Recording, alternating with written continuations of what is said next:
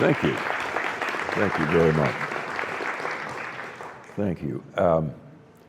Carl, this is a project I've been working on for over a decade. Carl has a copy of the PowerPoint, which has grown, and if anybody wants it after I give the talk, please feel free to ask me and I'll send it to you.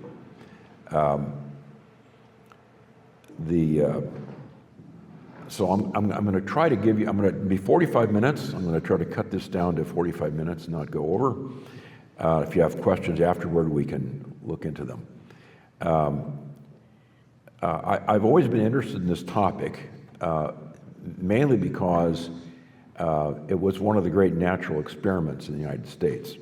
And let me tell you what I'm going to tell you about. First of all, I'm going to give a little history of how Prohibition came about. It's not really gone completely. And secondly, I'm going to show you the voting track record on the adoption of Prohibition, which is remarkable. And I'm also going to show you the voting track record on the abolishing of Prohibition, which is equally remarkable. Something that I don't think we could even conceive today of what happened politically during that period. Then I want to show you data on the actual consumption of alcohol during Prohibition. The method for doing this is really due to a man named Clark Warburton, who was an economist, quite a distinguished monetary economist. He finished his PhD in 1933, a poor time for him, on this exact question, the economic effects of prohibitions. His thesis committee at Columbia was probably the most distinguished in American history. Wesley Clair Mitchell, who invented NBER business cycles and economic history. Harold Hotelling, one of the greatest theorists of all time in economics. And the chairman was Arthur Burns, who ultimately became chairman of the Federal Reserve Board. That's about as good as a committee you'll ever get.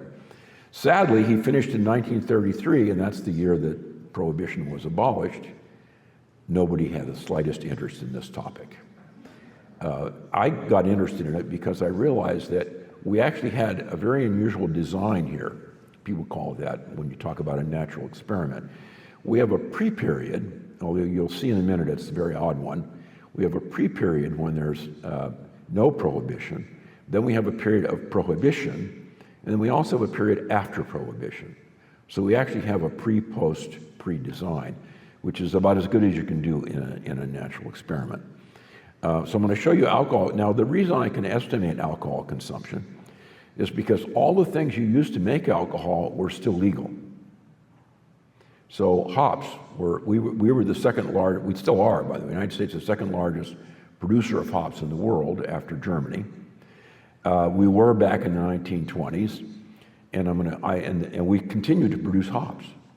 I'll show you what happened to that. From that, you can figure out how much beer was being made, because that's the only thing hops are really used for. Wine, that's pretty simple too. I'm going to show you that as well, because what makes wine is grapes, and I'll show you what happened to the production of grapes. It will be a total shock to most of you in the audience what happened to grape production during Prohibition. And then spirits, that continued largely because most people don't know this, but perfume is made from alcohol. Perfume production went up quite a bit during Prohibition. So all the things you need were still being produced, and we can then figure out what Prohibition. I'll also give you an estimate of what I think the effect was on alcohol production. And finally, we'll talk about crime and mortality. And I'm not going to spend a lot of time on either one of those. If you look at an American history textbook, the period of the 1920s really only has one section, and it's all about prohibition and crime and racketeering and machine guns and Al Capone and blah, blah, blah. That's the only thing they ever talk about. There was much more going on during that period, but I'll show you a little bit about that. Let me give you the history first. The origin of Prohibition go way back, actually, to the early 1900s. The Women's Christian Temperance Union started in 1873. It still exists. The chapter here, and here's the motto from the Southern California. We are in Southern California, sort of. Here's the motto from the current WCTU. I hereby solemnly promise, God helping me, to abstain from all distilled, fermented, and malt liquors, including beer, wine, and hard cider, and to employ all proper means to discourage the use of and traffic in the same. So the WCTU still exists right here in California. They still say the same thing. An interesting thing about it is the woman who's heavily considered to be special in the origin of Prohibition is a woman named Carrie Nation. That really was her name, by the way. She was married to a man named Nation. She started in Kansas City as a WCTU chapter and used many, many creative devices to try to bring about Prohibition, singing hymns outside of saloons, etc. And then she finally invented her pièce de résistance, hatchetation.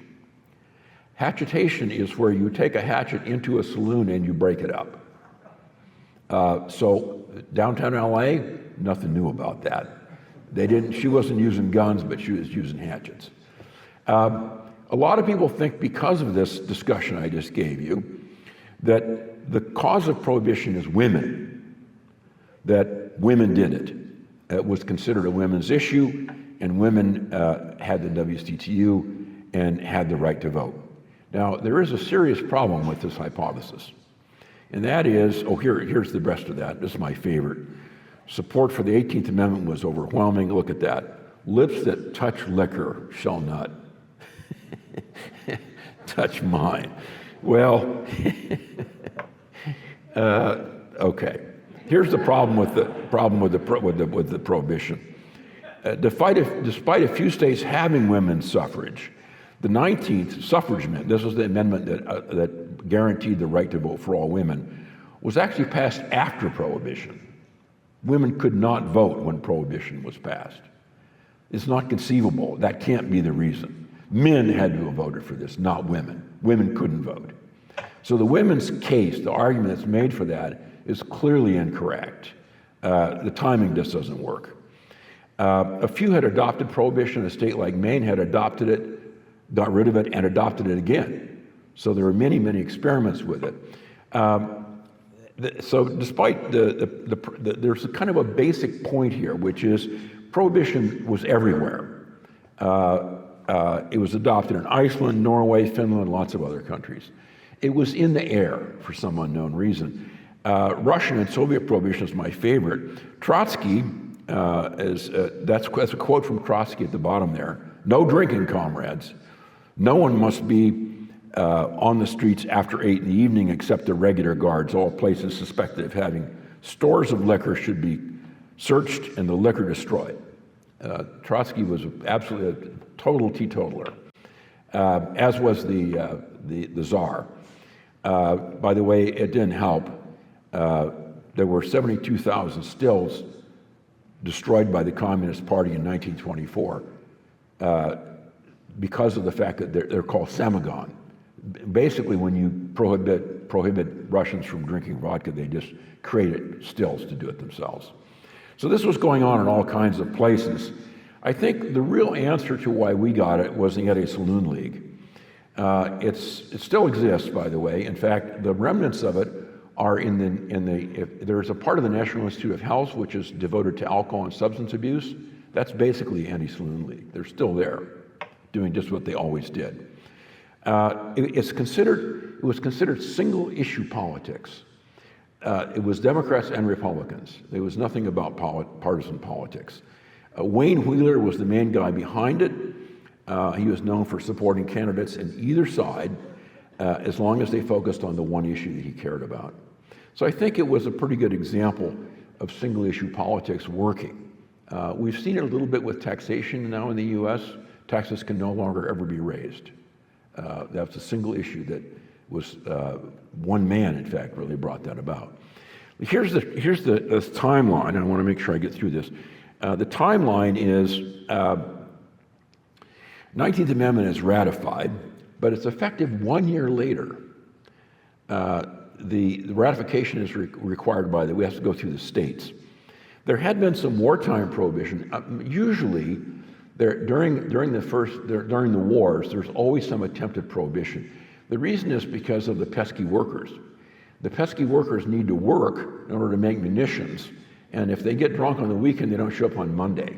So the goal has always been, every time there's a war, to try to make these pesky workers go back to work. My favorite story about this is the Volstead Act, because the Volstead Act is the key to something I'll show you that's very, very surprising. The Volstead Act was passed on October 10th, 1919. No matter what you think of Woodrow Wilson, you've got to give him credit for this. He vetoed it. He vetoed the Volstead Act. The Congress overrode his veto the next day. That's how popular it was. Prohibition is suddenly the law, January 1920, and I found the first crime anybody could find was 6 armed men who stole $100,000 of medicinal whiskey, literally the same hour that Prohibition came into effect. Let me show you the vote. This is 1917. This is the vote for Prohibition. Republicans, 78% in favor. Democrats, 75% in favor. This is in the Senate. Overwhelming majority. Now, wait, Trump only got 49.8% of the vote. This is 75%, massive. There's the House, 69% of the Republicans, 69% of the Democrats. Both parties totally favored this, 100%. They're right on it. Now let's talk about the repeal of Prohibition. Congress proposed the 21st Amendment in 1933, basically immediately after the election in 1932. Roosevelt signed the amendment, but it had to still be ratified by the states. And what they did is, this is quite an important thing that you probably didn't know, and we'll learn here today.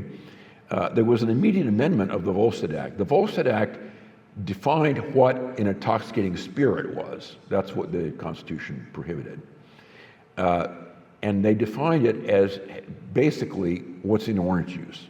Orange juice often has a residual little bit of alcohol in it, a few tenths of a percent. They changed the Volstead Act, and if anybody wants to ask me later, I actually spoke at one time to Joe Coors Sr. He claims he got this changed, him by himself, he's no longer with us, to 3.2%. So it turned out intoxicating spirits were no longer anything it was not intoxicating, it was less than 3.2%. This 3.2 beer idea still exists in many, many states in the United States. So 3.2 beer became the law of the land, and then of course it was, now let me show you the vote this time. Senate, 1933. Exactly the opposite.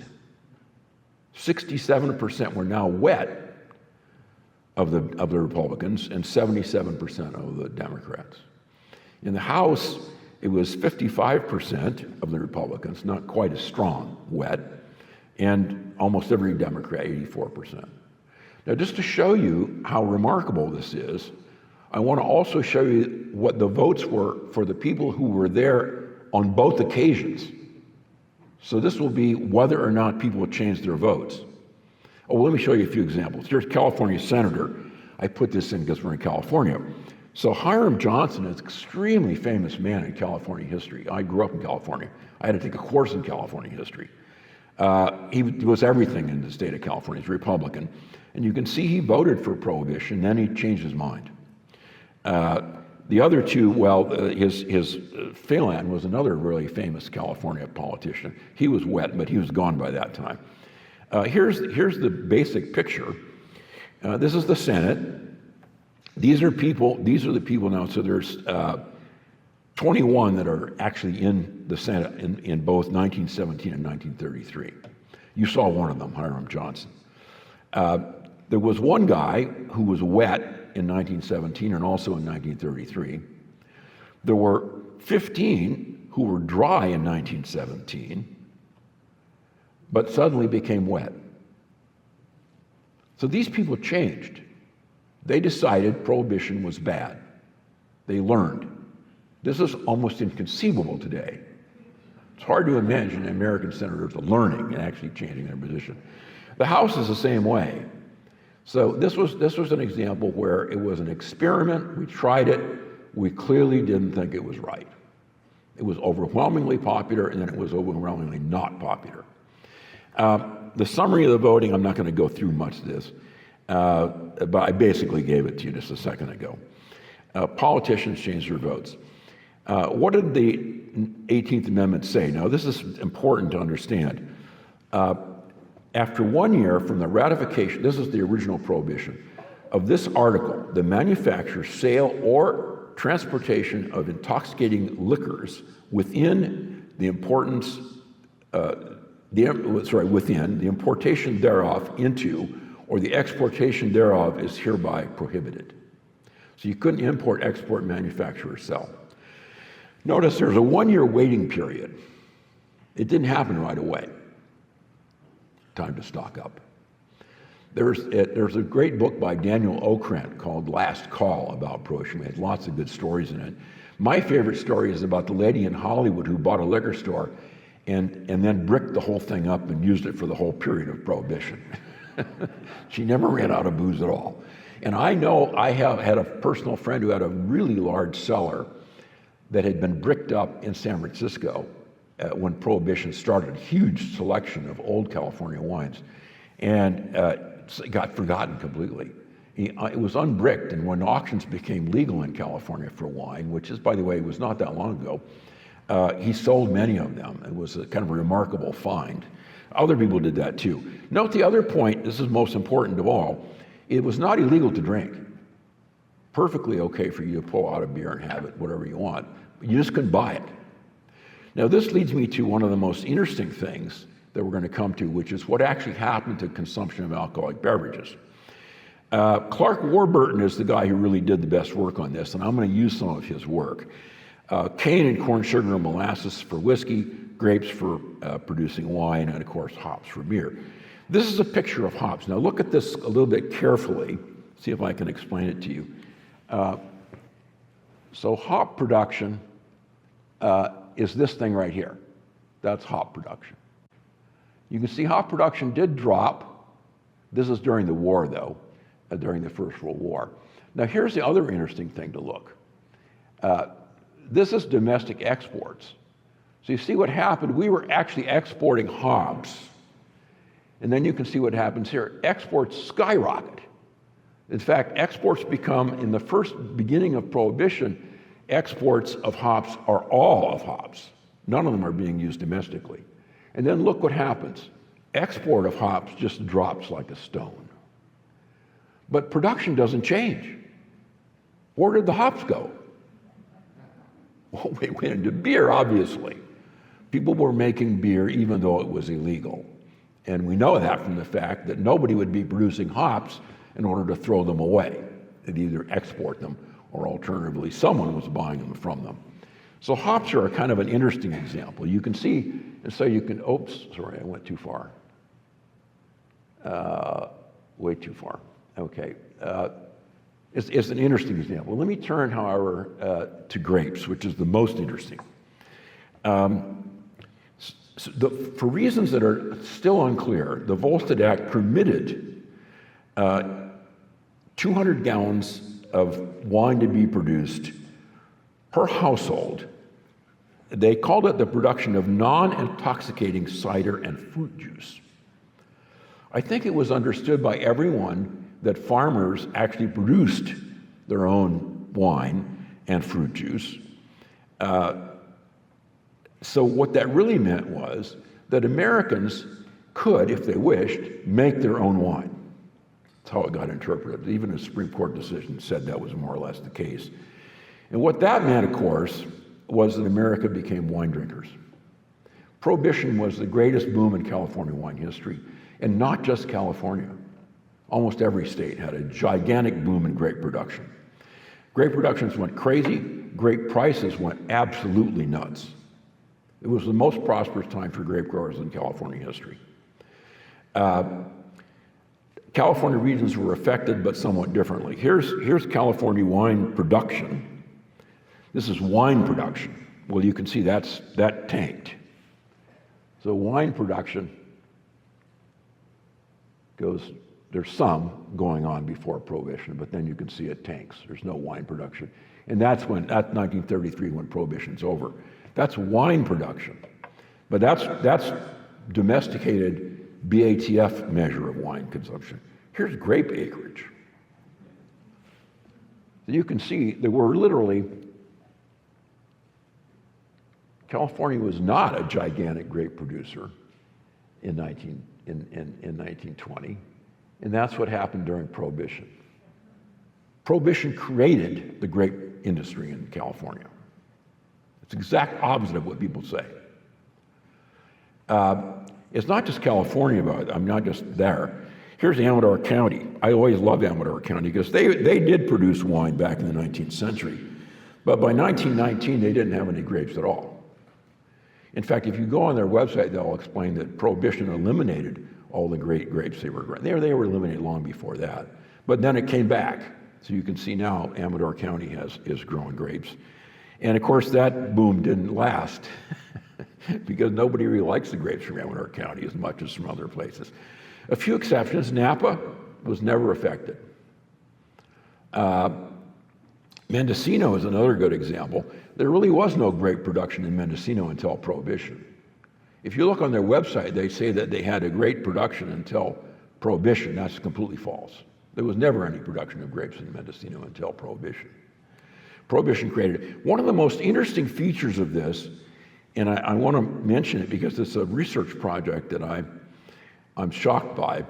You notice that, so the reason for this grape production is for people to make wine.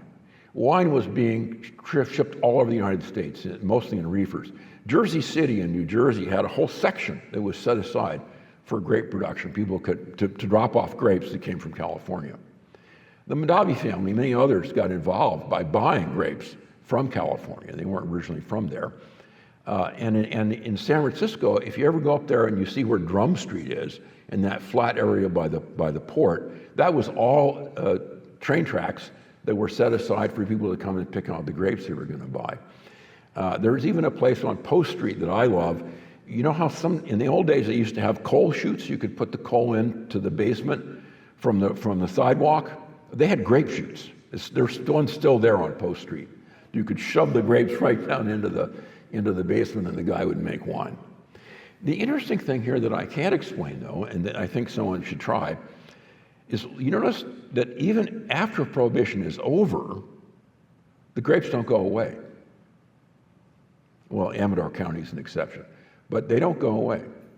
There was a permanent increase in grape production in California at that time. Now, most of you know probably that this was designed so that they could ship grapes. So the grapes that got planted, sadly, were not the best. I don't know if you've ever seen there are several grape types that are much tougher skinned. They're much better for shipping. Today, the only way you see that is like you'll see California tomatoes in New Jersey. They're hard as rocks. And you're like, I understand why they're doing that. They're terrible, but you know, what else are you going to buy? And they're very easy to ship.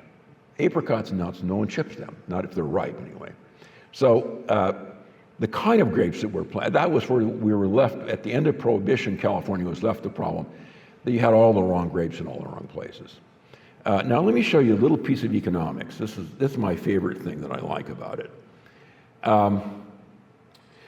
What was Prohibition? It created a massive increase in grape demand. This is a huge exogenous shock in the demand for grapes.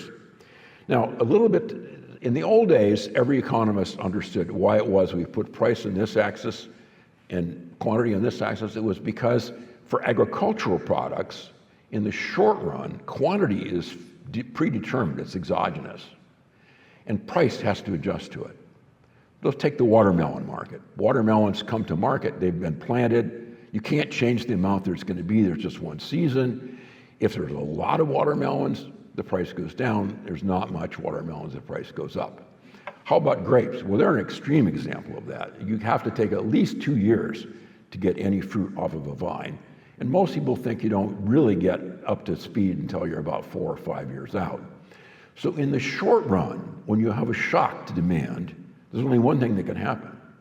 Price has to go up. The supply of grapes is completely inelastic in the short run. It's a little bit economic here. So we get a shock to demand. The example I'm going to show you is probably the best single example in all of economics of an empirical demand-supply analysis. It's a phenomenon. It's textbook, but it actually works, unlike most of the textbooks. So here's the theory. The blue line is the old demand curve. If you don't know economics, you'll learn economics. That's the old demand.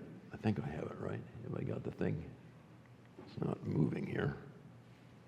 Well, the blue line, I can't make the pointer work, but don't worry, is the old demand curve. Then the red line is the new demand curve. The yellow line is oh, there we go. The yellow, it's just not showing up on the thing, is it? Anyway, the yellow line is the supply curve, short run.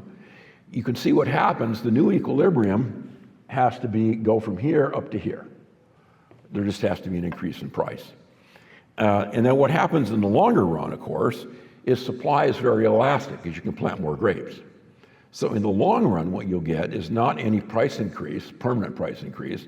What instead you'll get is increase in the total quantity. So let me show you what happened in the data. Those are the points. Okay, so now you can see this is the demand curve before Prohibition. It's quite flat. Then here is the demand curve during Prohibition. It's steep and moved far to the right. And then here's the demand curve after Prohibition. It's flat again.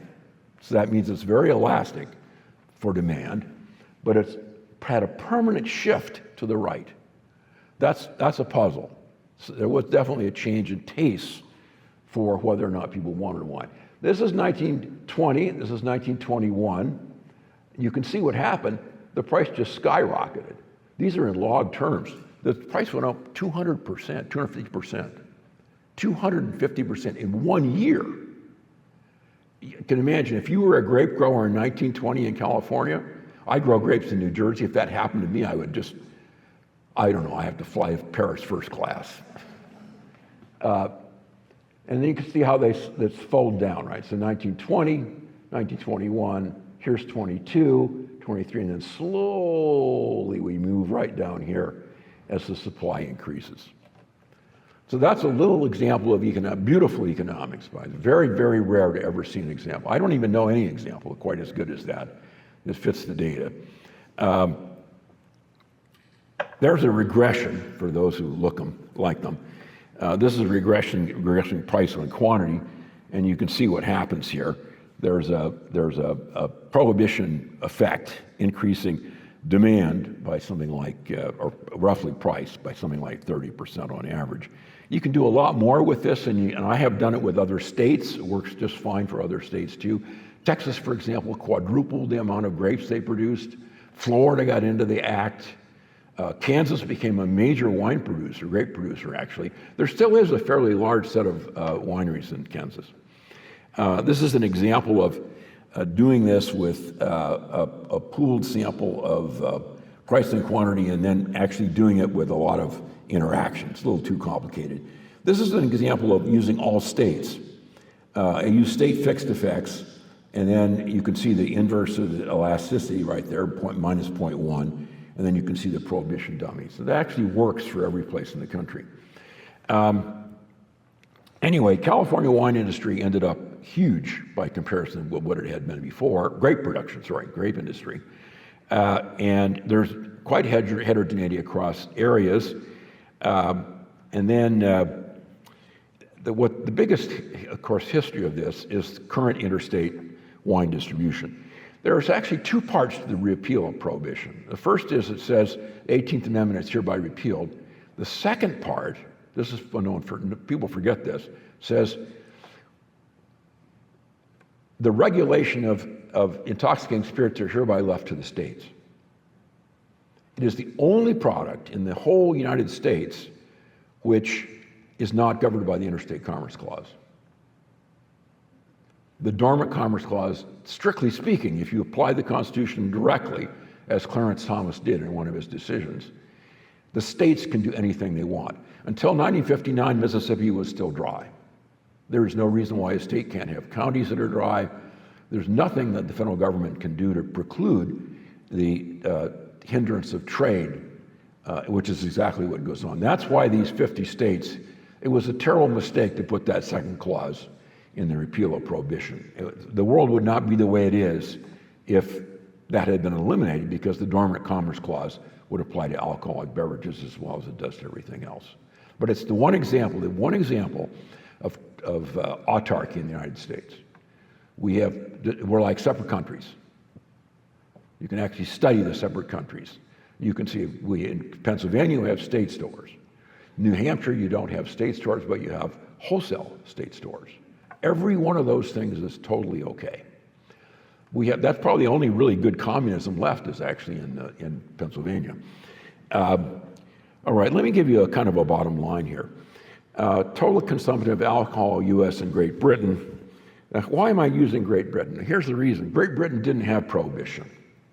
And we have very good data on alcohol consumption in Great Britain.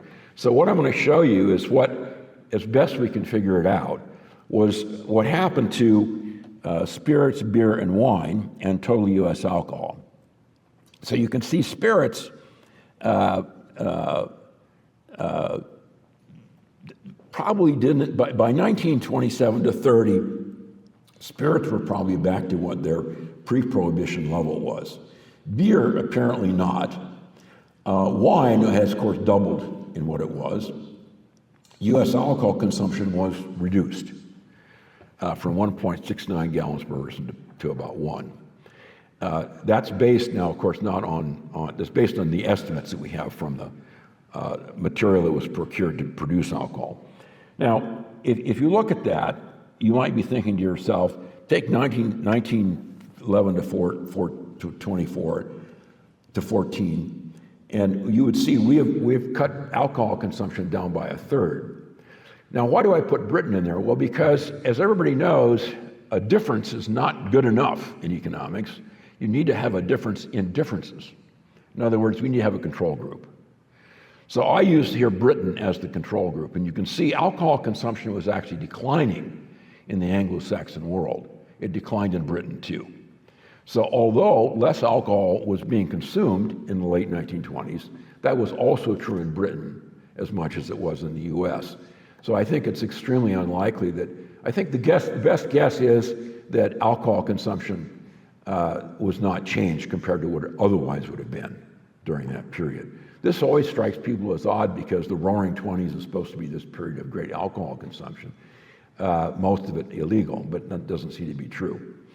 So there's a shift and decline in U.S. consumption. Now I want to try to finish here very quickly. Let me just say a couple more things.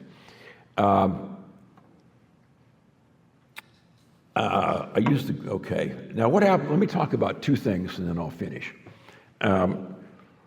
The two things that people talk about when they talk about Prohibition, one of them is very, very important today, and that's health.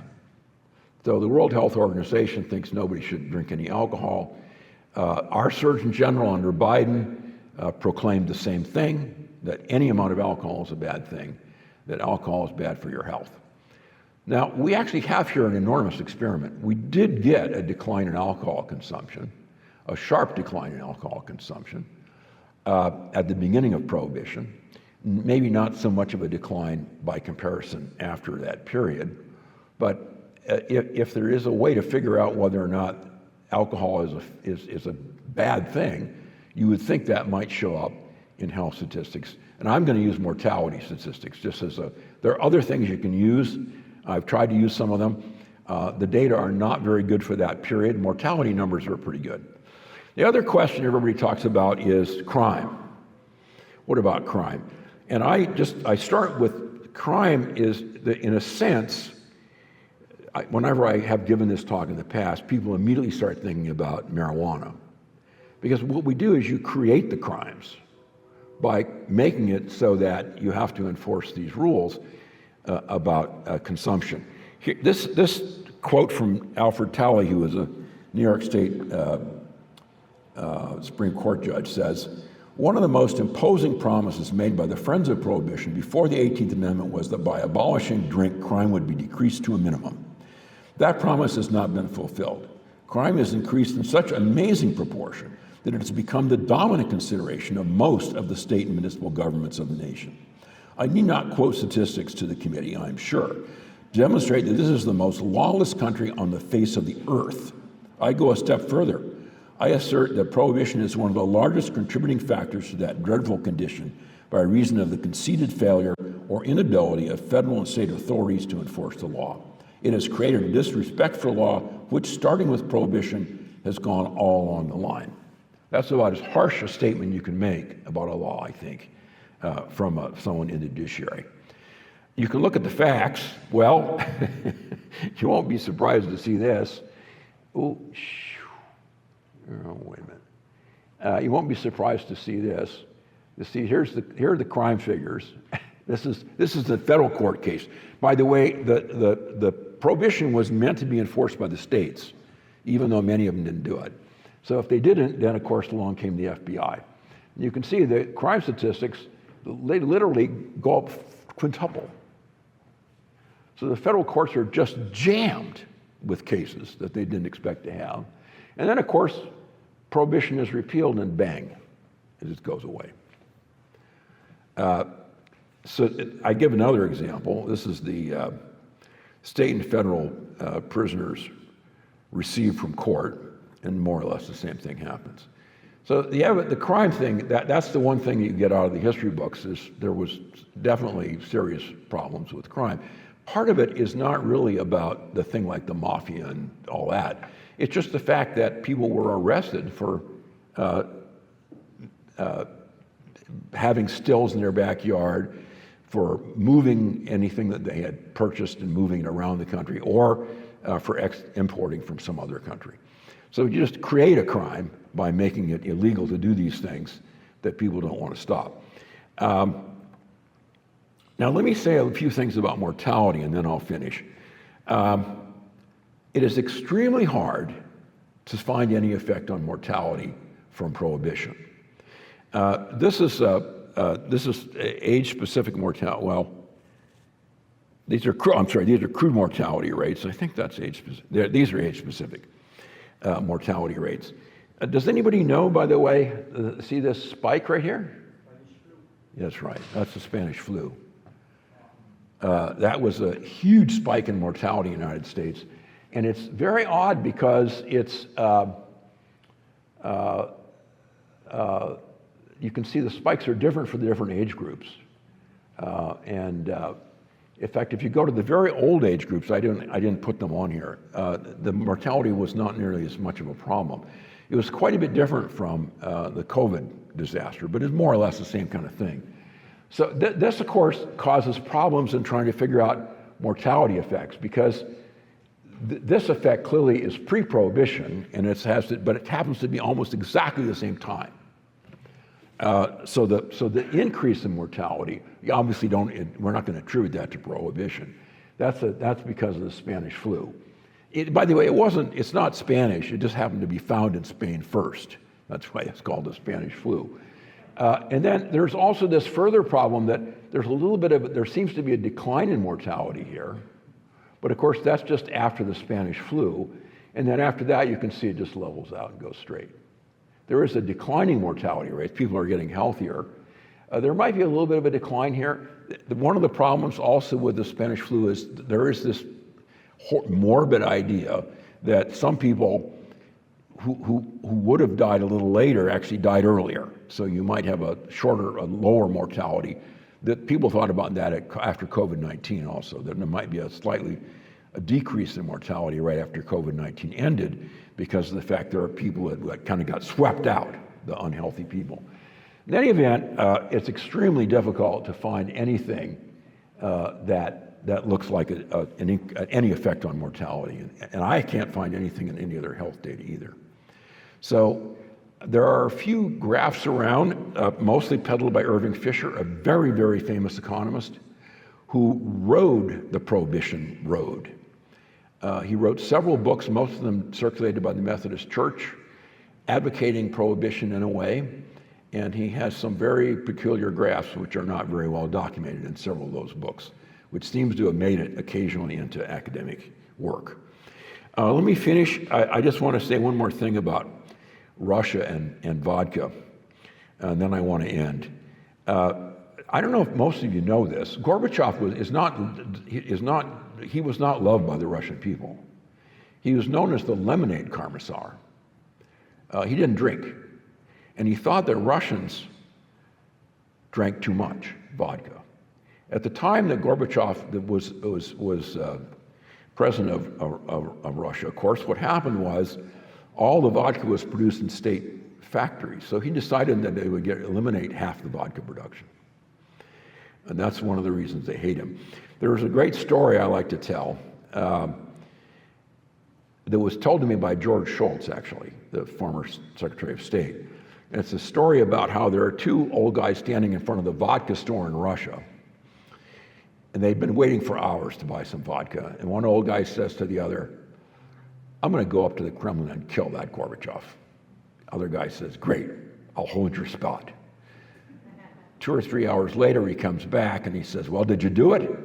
He says, "No, the line up there is even longer than the one down here."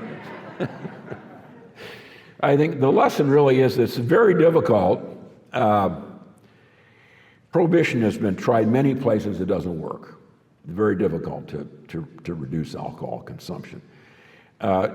Crime increases almost everywhere when you have an attempt to do that, and it's very difficult to establish that there are really positive health benefits out of a massive experiment like the one we had.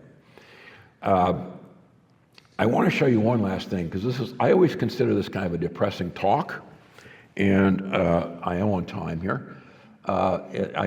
So I want to show you something that I consider actually the good news. There were some unintended side effects that were very good from Prohibition.